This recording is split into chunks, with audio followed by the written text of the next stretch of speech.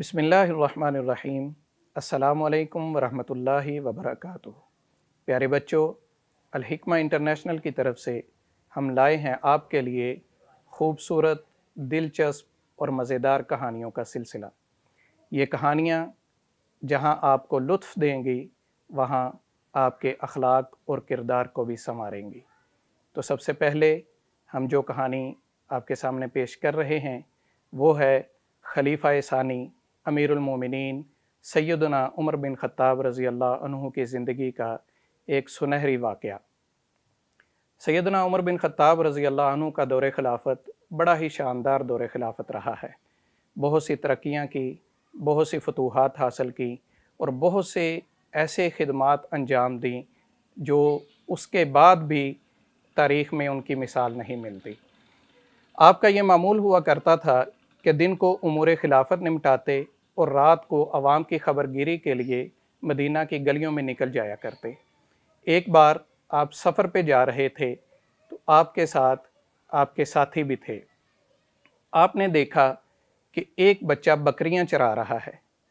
آپ نے اس کے ایمان کا امتحان لینا چاہا اور یہ دیکھنا چاہا کہ اس بچے کی تربیت کیسی ہے۔ آپ اس کے پاس گئے اور اس بچے سے کہا کہ ہم مسافر ہیں، ہم دور سفر پر جا رہے ہیں، تو ایک بکری ہمیں دے دو۔ وہ بچہ کہنے لگا کہ میں آپ کو بکری نہیں دے سکتا کیونکہ میں اس امانت میں خیانت نہیں کر سکتا، میں اس بددیانتی کا مرتکب نہیں ہو سکتا۔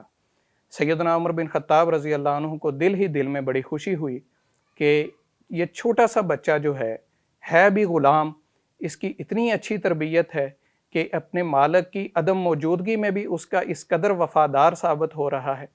آپ نے پھر کہا کیا تمہارا مالک تم پہ اعتماد نہیں کرتا؟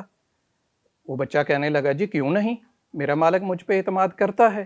آپ نے فرمایا تو ٹھیک ہے، پھر اسے جا کے کہہ دینا کہ ایک بکری کو بھیڑیا اٹھا کے لے گیا، بھیڑیا کھا گیا، تو ایک بکری تم ہمیں دے دو، ہم مدینہ کے رہنے والے ہیں، میں آپ کو اپنا ایڈریس بتا دیتا ہوں، تم جب بھی آؤ مجھ سے ملنا، میں تمہیں بہت سا انعام و اکرام دوں گا۔ اب ہمیں ضرورت ہے، تم ہماری ضرورت میں کام آؤ، میں کل کو تمہارے کام آؤں گا۔ وہ بچہ پھر کہنے لگا کہ یہ ایسا ہرگز نہیں ہو سکتا، میں اس سودے کو بالکل قبول کرنے کے لیے تیار نہیں ہوں۔ حضرت عمر بن خطاب رضی اللہ عنہ کا جب اصرار بڑھا، آپ اس کا ایمان چیک کرنا چاہتے تھے کہ کیا یہ بچہ متزلزل تو نہیں ہوتا، یہ ڈگمگاتا تو نہیں ہے، کہیں یہ لالچ میں آ کے اپنے مالک کے ساتھ خیانت تو نہیں کرتا۔ جب آپ کا اصرار بڑھا تو وہ بچہ کہنے لگا کہ ٹھیک ہے، میں ایک شرط پر آپ کو یہ بکری دینے کے لیے تیار ہو جاتا ہوں۔ حضرت عمر بن خطاب رضی اللہ عنہ پوچھنے لگے کہ وہ کیا شرط ہے؟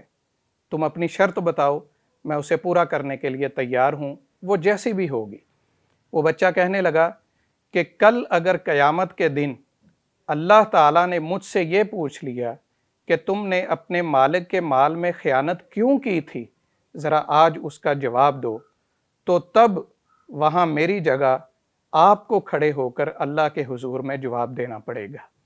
جب سیدنا عمر بن خطاب رضی اللہ عنہ نے اس ننھے سے بچے کا اتنا پیارا جواب سنا تو حیران رہ گئے، دل خوشی سے معمور ہو گیا، لیکن آنکھوں سے آنسو جاری ہو گئے کہ یہ اتنا پیارا بچہ ہے، اس کی اتنی اچھی تربیت ہوئی ہے، یہ اپنے مالک کی عدم موجودگی میں اس کا ڈر اپنے دل میں اس قدر رکھتا ہے اور اس کے ساتھ ساتھ اس کے دل میں اللہ تعالیٰ کا اتنا خوف ہے کہ یہ مجھے تمام تر لالچ دینے کے باوجود بھی مجھے بکری دینے کے لیے تیار نہیں ہو رہا۔ حضرت عمر بن خطاب رضی اللہ عنہ بہت خوش ہوئے اور اس کو واپس مدینہ لے آئے۔ جب مدینہ پہنچے تو اسے کہا کہ اپنے مالک کا نام و پتہ بتاؤ۔ اس بچے نے بتایا کہ فلاں بندہ جو ہے وہ میرا مالک ہے اور وہ فلاں جگہ رہتا ہے۔ حضرت عمر بن خطاب رضی اللہ عنہ اس کے مالک کے پاس گئے، اسے جا کر کہا کہ میں یہ تمہارا غلام خریدنا چاہتا ہوں۔ اس مالک نے اس کی قیمت بتائی۔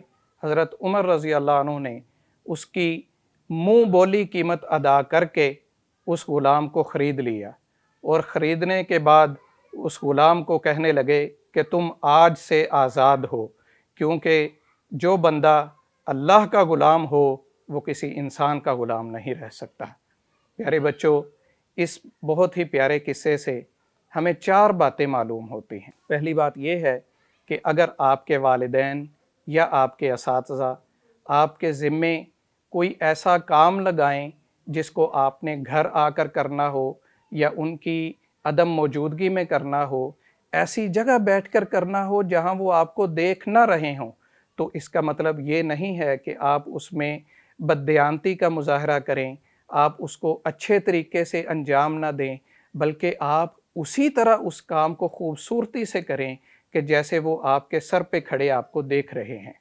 दूसरी बात इससे ये मालूम होती है कि हमेशा सच बोलें, कभी झूठ मत बोलें, किसी भी लालच में आके किसी को धोखा ना दें, किसी भी तमा में आके किसी के ऑफ़र को, गलत ऑफ़र को कबूल करते हुए अपने असातिज़ा को, अपने वालिदैन को, अपने बहन भाइयों को या अपने दोस्तों को धोखा बिल्कुल ना दें। तीसरी बात इससे ये मालूम होती है कि हमेशा अपने दिल में अल्लाह का डर रखें। कोई भी गुनाह का काम आप करते हैं या आपका दिल करता है कि मैं फ़लाँ काम करूं और आपको ये भी पता है कि ये गुनाह है, तो उससे बचने के लिए अपने दिल में फ़ौरन ये बात लाएं, अपने ज़हन में फ़ौरन ये ख़्याल लाएं कि कल क़यामत के रोज़ जब मेरा अल्लाह मुझसे इसके बारे में पूछेगा तो मैं क्या जवाब दूंगा, तो मैं क्या बहाना तलाश करूंगा, वहाँ मैं क्या उज़र तराशूंगा।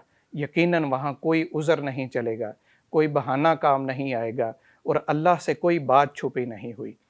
चौथी बात जो हमें प्यारे बच्चों इस कहानी से हासिल होती है, जो सबक हमें मिलता है, वो ये है कि अगर किसी शख्स में आप कोई अच्छाई देखें, कोई खूबी देखें, तो उसको उसका क्रेडिट दें, उस पर उसे इनाम दें, उसकी सताइश करें, उसकी हौसला अफजाई करें और अगर हो सके तो अपनी तरफ से उसको बहुत अच्छा इनाम भी दें। इससे उसकी हौसला अफजाई होगी, उसमें वो सलाहियत मज़ीद बढ़ेगी और उसमें फर्मा बरदारी का जज्बा मज़ीद बढ़ेगा।